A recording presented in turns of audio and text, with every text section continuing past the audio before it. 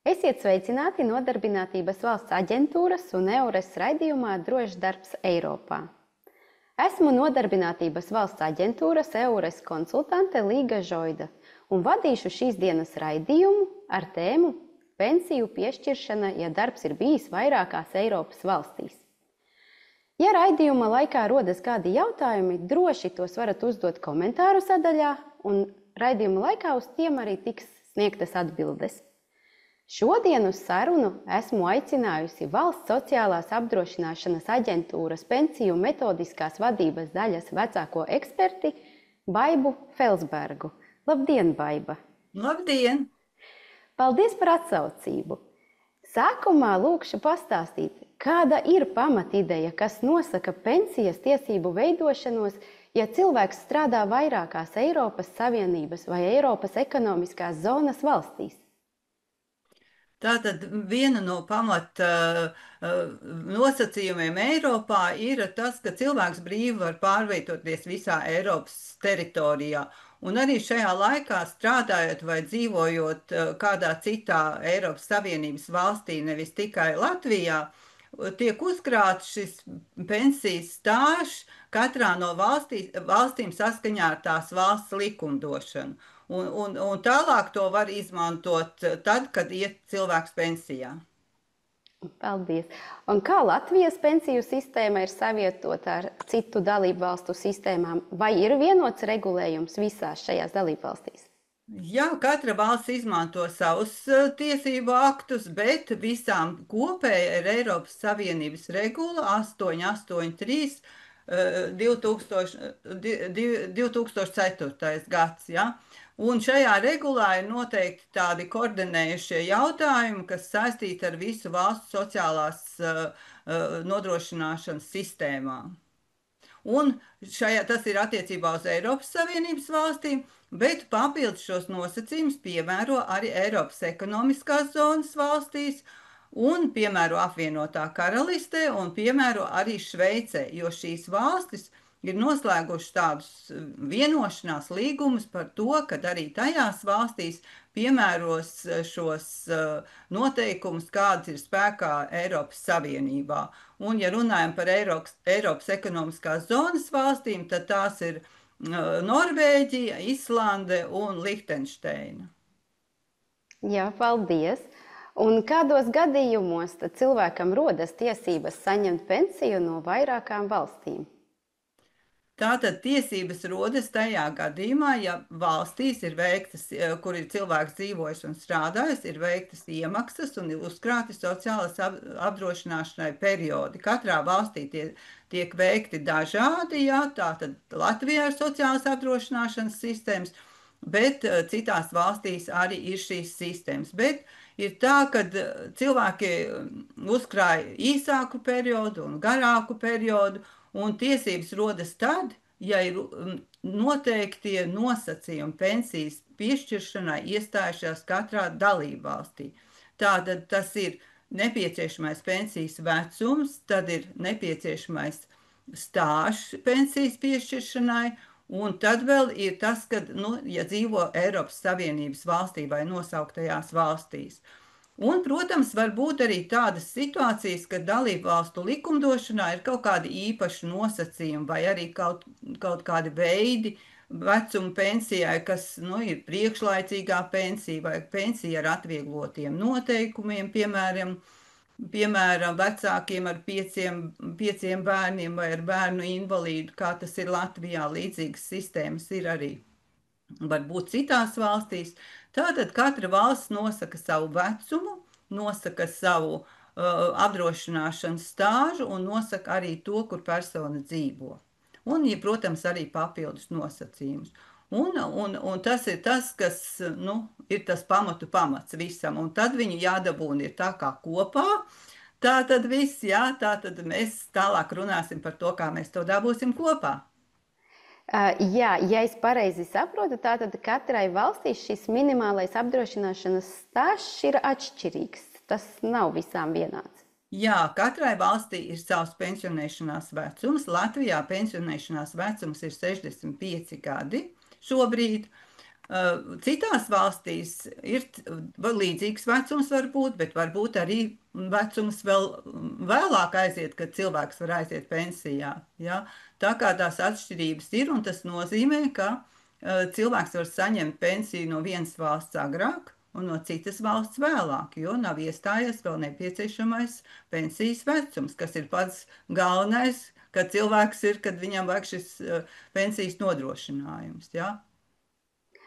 Jā, paldies. Ja cilvēks nav nostrādājis pietiekami ilgi kādā no valstīm, vai viņa ieguldījumi sociālās iemaksas šajā valstī tiek ņemtas vērā kopējā pensijas aprēķinā? Tātad, jā, tādas situācijas ir ļoti bieži, kad cilvēks nostrādā kādu īsu periodu kādā no valstīm, pēc tam pārceļ strādāt vēl varbūt uz citu valsti. Tādā gadījumā tiesību summēšanu valstis var izmantot citas valsts uzkrātos apdrošināšanas periodus. Piemēram, Latvijā apdrošināšanas stāžs nepieciešamais pensijā šobrīd ir 20 gadi, bet, piemēram, cilvēks ir nostrādājis Latvijā, viņas kopējais stāžs ir tikai 18 gadu. Tātad viņam nebūtu tiesības uz Latvijas pensiju vispār. Bet tā kā, piemēram, šis cilvēks vēl ir strādājis 10 gadus, piemēram, Vācijā, tātad viņam veidojas kopā 28 gadi, kas nozīmē, ka var ņemt šo periodu tā kā tiesību noteikšanai, bet Latvija pensiju maksā tikai par saviem 18, un Vācija savukārt izskata tiesības par saviem 10 gadiem, ja? Un katra valsts to izvērtē saskaņā ar savu valsts likumdošanu. Un tāda ir tā sistēma. Un cilvēks var arī saņemt no vairākām valstīm, ja viņš bieži ceļo un pārvietojas uz citu valsti. Bet katrā ziņā tas ir noteikti šajā regulā, ka valstīm nav pienākums piešķirt pensiju par periodu, kas valstī ir uzkrāts mazāk par 1 gadu. Ja tas ir īslaicīgs periods, valstis var nepiešķirt pensiju, bet savukārt cita valsts šo periodu var ņemt tiesību noteikšanā uz pensiju, lai summētu periodus, ja tas ir nepieciešams. Ja nav nepieciešams, tad par šo periodu nav pienākums piešķirt pensiju. Un Latvija arī par šo periodu nepiešķir pensiju. Paldies! Turpmāk parunāsim par to, kādi praktiskie soļi būtu jāveic pieprasot pensiju. Kā tad notiek pensijas pieprasīšana, ja persona ir strādājusi gan Latvijā, gan citā dalību valstī? Vai ir jāiesniedz atsevišķi pieprasījumi katrā valstī? Tā tad ir tā, ka skaitās tā, ka pieprasījums, kas iesniegts, piemēram, Latvijā, ir iesniegts arī citā dalību valstī, bet cilvēks var atteikties pieprasīt šo pensiju citā dalībvalstī, jo viņš to nevēlas, bet varbūt arī nav vajadzīgs, jo, piemēram, nav sasniegts pensijas vecums. Tur vecums iestājas vēlāk. Un tad, ja ir visur tā kā vienlaicīgi pieprasa pensiju, tad pietiek ar vienu iesniegumu, ko iesniedz Valsts sociālās apdrošināšanas aģentūrā. Un tālāk jau darbojās Valsts sociālās apdrošināšanas aģentūra, kura nosūta pieprasījumus tām valstīm, ko cilvēks ir norādījis savā iesniegumā. Un tur tiek aizsūtīts pensijas pieprasījums, pieprasīta informācija, kas vajadzīga arī mums pensijas piešķiršanai, piemēram, tās pašas summēšanas gadījumā, ja, un arī citos gadījumos. Tā kā notiek šī informācijas apmaiņa, un šī apmaiņa notiek elektroniskā veidā, speciālā Eiropas Savienības šādā informācijas sistēmā, un tādā veidā, tā kā mēs iegūstam to informāciju viena valsts no otras. Un cilvēkam būtībā par citas valsts periodiem tā lielākajā daļā gadījumu nekas nav, nekāda dokumenta jāiesniedz, ja? Jo visu apstiprinājumu par citas valsts periodiem mēs saņemam no citas iesaistītās valstis. Varētu būt kaut kādi, varbūt periodi, kur arī kādā valstī ir jāpierāda, piemēram, ar dokumentiem, kā varbūt mūsu kaimiņu valstī Lietuvā vai Igaunijā, kur cilvēks strādājas līdz 1995. gada 31. decembrim. tajā gadījumā arī šo valstu kompetentās institūcijas varētu pieprasīt kādus arī dokumentus. Paldies! Tātad cilvēkam būtu jāvēršās tajā atbildīgajā iestādē tajā valstī, kurā viņš ir tātad nolēmis dzīvot pensijas laikā, nevis pēdējās darba vietas valstī, ja? Jā, pārsvarā ir tā, ka jāpieprasa ir dzīves vietas valstī, un tas arī ir, nu, tā kā varbūt vienkāršāk, jā, ka tur ir tajā valstī arī dzīvo un pieprasa, un tad arī operatīvi šajā informācijas sistēmā valstis pārsūta pieprasījumu, piemēram, uz citu valsti. Mēs, piemēram, uz Lietuvu, un Lietuva atkal mums, jā. Tāds ir tas process, kad kādā veidā iegūst šo informāciju un apstrādā šo pieprasījumu. Un katra valsts, kurā tagad ir nonācis šis pensijas pieprasījums, pieņem lēmumu par savu pensiju. Vai ir tiesības uz pensiju, vai nav tiesības uz pensiju. Un dzīves vietas valsts, kur ir tā galvenā, kā mēs te jau runājam, ja, tā beigās, kad ir saņemta lēmuma no visām valstīm, apkopo visu tādā vienā dokumentā, viņš saucās P1 dokuments, certifikāts, kurā ir uzrakstīts, ko katra valsts ir piešķīrusi vai arī ir atteikusi piešķirt. Tas ir tāds kopsavilkums. Tad, kad visas iesaistītās valstis ir izskatījušas cilvēku pieprasījumu. Tad, ja cilvēkam, protams, ir vecums vēlāk, tad iestājas kādā no valstīm, un tas var būt arī ilgāki, vairāki gadi, un tad, protams, ir jāraksta, piemēram, Valsts sociālās apdrošināšanas aģentūrā pieprasījums citas valsts pensijas piešķiršanai, jo Latvijas pensija jau, teiksim, ir piešķirta, ja? Tad atsevišķi tādu pieprasījumu var iesniegt. Skaidrs, paldies. Un cik ilgs parasti ir šīs pensijas piešķiršanas process, ja tā tiek pieprasīta tātad no vairākām valstīm vienlaikus? Nu, šajā Eiropas Savienības regulā nav noteikti tādi precīzi termiņi, kādā tur būtu viss informācija jāapmainās, un lēmumu pieņemšanas termiņi ir noteikti katrai dalību valstī, un tie var atšķirties. Bet tāds kopējs tāds termiņš, cik ilgi tas process varētu vilkties, nav noteikts regulā. Bet ir noteikts tas, ka valstīm jāsniedz informācija pēc iespējas drīzāk. Kas, protams, ir ļoti plašs jēdziens, un arī valstis dažādi šo jēdzienu izprot. Ja? No citām valstīm varbūt mēs saņemam ātrāk, no citām vēlāk, bet arī jārēķinās ar to, ka situācijas arī ir ļoti atšķirīgas un arī citreiz diezgan sarežģītas, kur vēl vajadzīgi papildus dokumenti vai informācija, un līdz ar to tas process varētu arī ievilkties. Jā.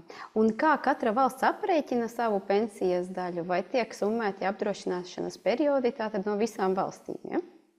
Tātad pie aprēķināšanas ir citāda kārtība nekā pie tiesību noteikšanas. Tātad tiesībām mēs summējam visu iesaistīto valstu apdrošināšanas periodus, ja tas nepieciešams, bet katrs aprēķina par saviem katra valsts aprēķina par saviem apdrošināšanas periodiem.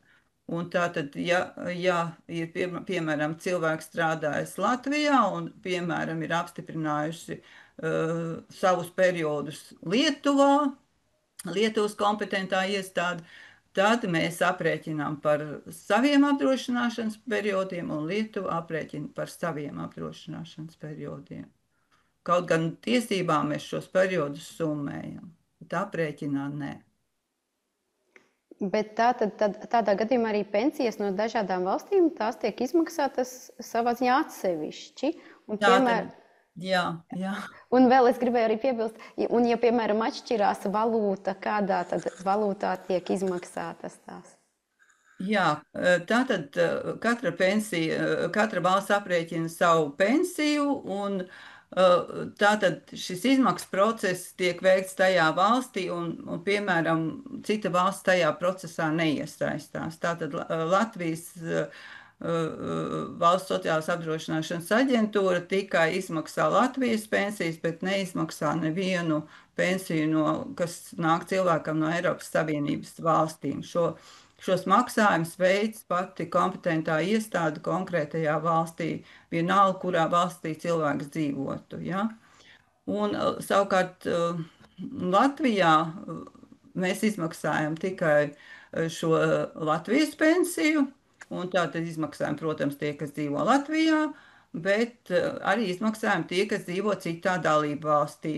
Un tiek veikts maksājums uz viņu norādīto kredīti iestādes vai bankas kontu, un tā kā maksājumi mums tiek aprēķināti tikai eiro valūtā, kas mūsu nacionālā un arī Eiropas valūta, tad šie maksājumi tiek nosūtīti uz bankas kontu citā valstī ar valsts kases starpniecību. Un tad valsts kase tālāk virza šo finanšu jautājumu, vai tur vajag pārēķināt citā valūtā vai nē, un to nodrošina valsts kase. Paldies, ļoti vērtīgi. Noslēgumā lūkšu pastāstīt par grūtībām, ar kurām nākas saskarties, un arī varbūt ir kādi ieteikumi, kā no tām izvairīties. Jo kādas ir tās biežākās problēmas vai pārpratumi, ar ko saskaras cilvēki, pieprasot šīs starptautiskās pensijas? Protams, vislielākie pārpratumi un problēmas rodas tad, ja ir kāda nepilnīga informācija. Piemēram, valsts sociālās apdrošināšanas rīcībā informācija nav pilnīga. Un tas arī skaitās arī pie tā, ko cilvēks norāda to informāciju. Tātad, ja cilvēks nenorāda vispār dzīvesvietu ārvalstīs vai norāda citu valsti, kur īstenībā viņš nedzīvo, vai nenorāda, ka viņam ir citā valstī apdrošināšanas perioda. Jo šī informācija ir ļoti svarīga, vai ir jāsūta uz citu valsti, vai nav jāsūta, kā tas ietekmēs viņa pensijas piešķiršanu. Ja? Tas ir svarīgi. Un cilvēkam vispār arī, tā kā Latvijā ir tātad arī pilsonības migrācijas lietu pārvaldē jānorāda ir arī pareiza informācija par savu dzīves vietu, jo tā informācija ir pareizāka un juridiski korekta, jo to problēmu ir mazāk. Jā, tā noteikti ir. Kādus dokumentus vai pierādījumus ieteicams laikus sagatavot, lai izvairītos no sarežģījumiem? Vai būtu jāsaglabā visi iespējamie darba līgumi, algu čeki un tā tālāk? Tātad, ja mēs runājam par Latvijas pensiju, arī tiem cilvēkiem, kas dzīvo ārvalstīs, kas ir izbraukuši jau sen, vai arī pārceļas no vienas valsts uz otru, šādā pārcelšanās procesā varētu būt, ka arī tie dokumenti varbūt ir nozaudēti vai nav pilnībā saglabājušies. Tomēr šādos gadījumos, kad pārceļās uz citu valsti, būtu svarīgi saglabāt tos vēsturiskos dokumentus, kas ir par apdrošināšanas stāžu līdz 95. gada 31. decembrim. Tas ir darba grāmatiņa, tas ir diploms par augstskolas vai kādas citas mācību iestādes beigšanu pēc vidējās izglītības, kara klausība apliecības, par darbu kolhozā. Ļoti dažādi dokumenti ir vajadzīgi, lai pierādītu šo stāžu, jo Valsts sociālās apdrošināšanas aģentūrā ir informācija par iemaksām sākot no 96. gada 1. janvāra. Un tas stāža pierādīšana līdz 95. gadam tiem cilvēkiem, kuriem, protams, ir šis stāžs, ja, ir diezgan būtiska arī ietekme uz pensiju. Lūk.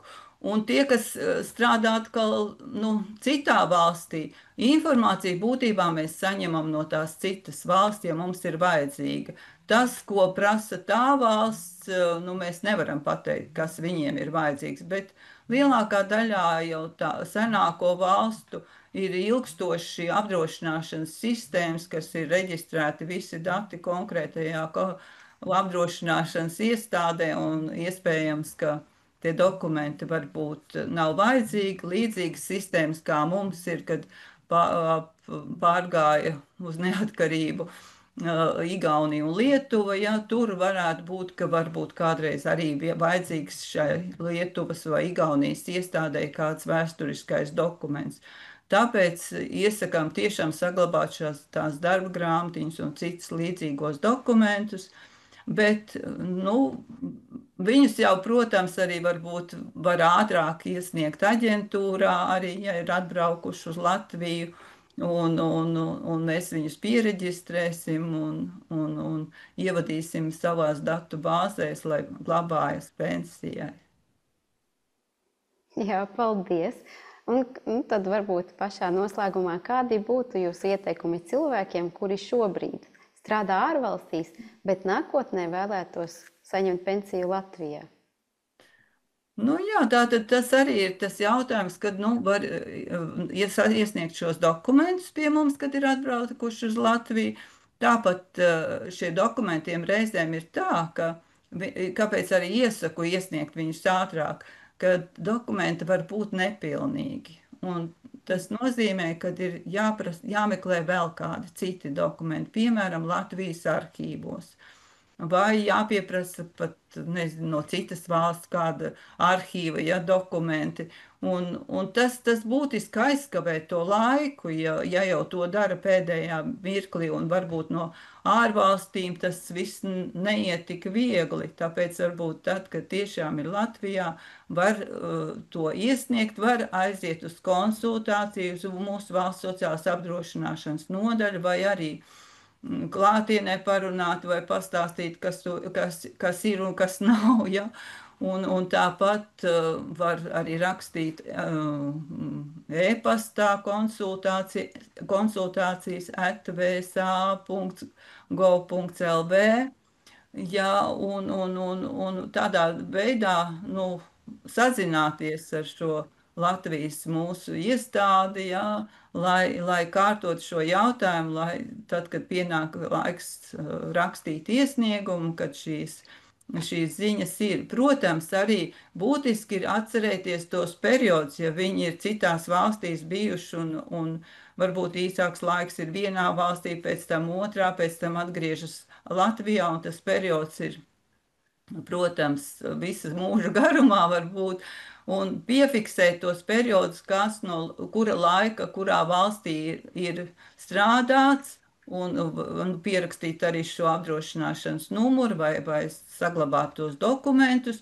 jo, lai tad, kad prasīs cilvēks šo citas valsts pensiju, piemēram, pie mums aģentūrā, tad viņam būs jāuzrāda iesniegumā šie periodi, no kura laika līdz kuram, kurā valstī tieši cilvēks ir strādājis. Un arī būtu labi uzrādīt šo apdrošināšanas numuru. Un arī, ja jau kaut kur ir piešķirta pensija, arī tas ir jānorāda iesniegumā par pensijas piešķiršanu. Tāpēc šī informācija ir ļoti, ļoti svarīga priekš nākotnes, var teikt. Vispār jau par visiem šiem jautājumiem ir arī informācija VSA mājaslapā www.vsa.gov.lv, un tā kā tur var arī apskatīties par šo apdrošināšanas stāžu pierādīšanu, par iesniegšanas kārtību iesniegumu un iesniegumu veidi, un arī tālruņu un e-pasts konsultācijām. Jā, paldies, Baiba! Šī tiešām bija izsmeļoša un vērtīga informācija. Ceru, ka arī mūsu skatītājiem šī saruna bija noderīga. Nodarbinātības valsts aģentūras EURES konsultanti sniedz konsultācijas par dzīves un darba iespējām Eiropas Savienības, Eiropas ekonomikas zonas valstīs, sniedz atbalstu emigrantiem, kuri vēlas atgriezties Latvijā, kā arī konsultē par sociālo aizsardzību un nodokļiem Eiropas Savienībā. Ja jums rodas kādi jautājumi, varat sazināties arī ar EURES konsultantiem. Paldies par uzmanību un uz tikšanos nākamajos raidījumos!